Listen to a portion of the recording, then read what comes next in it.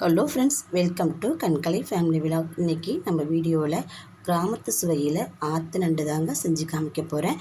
Video ஃபுல்லுமே பாருங்கள், உங்களுக்கு பிடிச்சிருந்தா லைக் பண்ணுங்கள், சேனலை சப்ஸ்கிரைப் பண்ணி சப்போர்ட் பண்ணுங்கள். நீங்கள் கொடுக்குற லைக், ஷேர், கமெண்ட் இதெல்லாம் என்னுடைய வெற்றி பாதைக்கு வழிவகுக்கும். வாங்க வீடியோக்குள்ளே போகலாம். ஆற்று நண்டு உயிரோடையே வாங்கிட்டு வந்துட்டாங்கங்க. இந்த நண்டு எப்போயாச்சும் தான் கிடைக்கும், எப்போவுமே எங்களுக்கு கிடைக்காது. பாதி நண்டு நான் புட்டு தனியாக எடுத்து வச்சுட்டேன். உங்களுக்கு காமிக்கிறதுக்காக வேண்டி ஒரு 3 நண்டு மட்டுமே உயிரோடு எடுத்து காமிக்கிறேன் பாருங்கள். நண்டு நல்லா குடுகுடுன்னு ஓடிக்கிட்டே இருக்குதுங்க. இந்த நண்டை உடச்சி எடுக்கிறங்கிறது ஈஸியான வேலை இல்லை. நம்ம கையை நல்லா இது பதம் பார்த்து விட்டுருங்க. உடைக்கும் போது கவனமாக தாங்க உடைக்கணும்.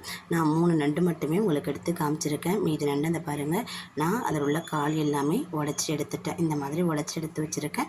அதுக்கப்புறம் ஓடு எல்லாமே நம்ம க்ளீன் பண்ணணும். அப்போவுமே இது நண்டு உயிரோடு தான் இருக்குது. நம்ம மேலாப்பில் அப்படியே வச்சுட்டோம்னாக்கா நண்டு ஓடிடும். இது பார்த்திங்கன்னா நண்டில் உள்ள கொழுப்பு. நண்டு எல்லாமே நான் உடச்சி எடுத்துகிட்டு வந்துட்டேன். இந்த நண்டை எப்படி உடைக்கணும்னா, அந்த கொடுக்கு கட்டி தான் நமக்கு கொடுப்பாங்க. ஆற்றுலேருந்து பிடிச்சிட்டு வரும்போது 2 கொடுக்கு காலையும் கட்டி தான் கொடுப்பாங்க. அதை நம்ம கட்டை விரலில் காலோட கட்டை விரலில் வச்சுட்டு அதை உடச்சி எடுக்கணுங்க. உடச்சி எடுக்கும்போது பாருங்கள், கை எல்லாமே அந்த ஓட்டை கிழிக்கும் போது கூட கிழிச்சு எடுத்துடுச்சு. ஓட்டை பிரித்து எடுக்கும்போது கையை நல்லா பதம் பார்த்து விட்டுடுச்சு. ஒரு குண்டூசி அளவு உள்ளே போகிற அளவுக்கு ஆழம் வந்துருச்சுங்க. அப்போயுமே அதை சுத்தமாக க்ளீன் பண்ணி எடுத்துகிட்டு வந்துட்டேன். ஆனால் அந்த நண்டை 2 என்னால் புடுறதுக்கு முடியல. ஏன்னா இந்த கையும் காயமாகி போச்சு, இந்த கையும் காயமாகி போச்சு. இந்த நண்டு கிரேவி செய்கிறதுக்கு கடாய் அடுப்பில் வச்சுட்டு எண்ணெய் ஊற்றி கடுகு, கருவேப்பிலை இதெல்லாம் போட்டுட்டு வெங்காயம், தக்காளி, இடித்து வச்ச பூண்டு இது எல்லாத்தையும் சேர்த்து நம்ம நல்லா வதக்கி விட்டுணுங்க. நண்டு இந்த மாதிரி 2 உடச்சி எடுத்துக்கிட்டால் தான் ஆற்று நண்டை பொறுத்தளவுக்கு காரஞ்சாரமாக அதுக்குள்ளே போய் சரியில் சேரும். இல்லைன்னா ஒரு மாதிரி நமக்கு நான்வெஜ் வாடு வந்துக்கிட்டே இருக்குங்க. அந்த வாடு இல்லாமல் இருக்க 2 உடச்சி எடுத்துக்குங்க. 2வது நண்டு பெரிய கொடுக்கோட இந்த கொடுக்கு தாங்க நமக்கு அதை சுத்தம் பண்ணி எடுக்கும்போது நம்மளை நல்லா குத்தி எடுத்துடும். நான் முழுசாகவே வச்சுருக்கேன். அதை 2 என்னால் உடச்சி எடுக்கிறதுக்கு முடியல. இந்த கொடுக்கோட இந்த பகுதி இருக்குது பார்த்திங்களா, அதை நமக்கு சாமானமாக பிடிச்சிடக்கூடாது. கையை மாட்டினோம், அவ்வளோதாங்க. நான் ஓரளவுக்கு சுத்தம் பண்ணி எடுத்துகிட்டு வந்துட்டேன்.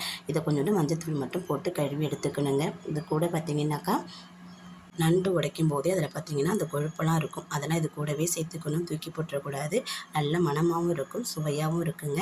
அதுக்கப்புறம் பார்த்திங்கன்னா இது கூட புளி ஊற வச்சுருக்கேன். ஒரு எலுமிச்சை சைஸ் அளவுக்கு புளி ஊற வச்சுருக்கேன். ஆற்று நண்டு செய்யும்போது கொஞ்சமாக நம்ம புளி சேர்த்து செஞ்சால் தான் அந்த கவுச்சி வாடை சுத்தமாக நமக்கு இருக்காது. இப்போ ஓரளவுக்கு வெங்காயம், தக்காளி எல்லாம் நல்லா வதங்கி வந்துருச்சு. இது கூட நம்ம கட் பண்ணி வச்சுருக்க நண்டை சேர்த்துக்கலாங்க. கட் பண்ணி வச்சுருக்க நண்டு எல்லாத்தையுமே சேர்த்துட்டு நம்ம அப்படியே கிளறி கொடுக்க வேண்டியதான். இந்த நேரத்தில் நம்ம தண்ணி வேணும்னா கொஞ்சமாக ஊற்றிக்கலாம். ஏன்னா ஏற்கனவே நண்டு தண்ணி விட்டு வரும். நம்ம தண்ணி நிறையா சேர்த்துட்டோம்னா குழம்பு பக்குவத்துக்கு போயிடும்.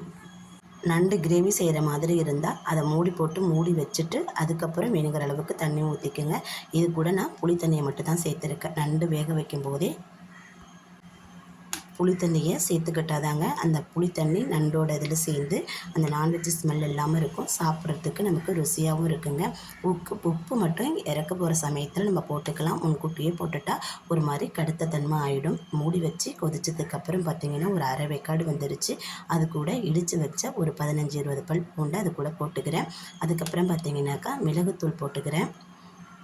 இதில் தனி மிளகாத்தூள் சேர்க்கறதுக்கு பதில் நம்ம மிளகுத்தூள் நிறையா சேர்த்துக்கிட்டோம்னாக்கா நமக்கு சளி இருமல் இருந்தால் கூட ஈஸியாக நமக்கு ரிமூவ் ஆகி வந்துடுங்க. இது கூட அப்புறம் குழம்புத்தூள் சேர்த்துருக்குறேன். இது கூட மல்லி, மஞ்சள், மிளகாய் இது எல்லாமே சேர்ந்துருக்கிறதுனால, சீரகத்தூள், சோம்புத்தூள் இது எல்லாமே சேர்ந்துருக்கிறதுனால இது கூட அந்த குழம்புத்தூள் மட்டும் சேர்த்துக்கிறேன். நான் வேறு எதுவுமே சேர்த்துக்கல. இது கூட கொஞ்சம் சீரகத்தூள் தனியாக சேர்த்துக்குங்க. சேர்த்துக்கிட்டால் கூடுதல் சுவையாக இருக்கும்.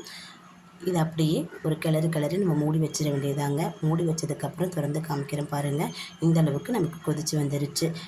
உங்களுக்கு கொதித்து 3/4 பாகம் வெந்ததுக்கு அப்புறம் மட்டும் உப்பு சேருங்க. நான் கல் உப்பு சேர்த்துருக்கேன். முடிஞ்ச அளவுக்கு கல் உப்பே சேர்த்துக்குங்க. அதுதாங்க உடம்புக்கு நல்லது.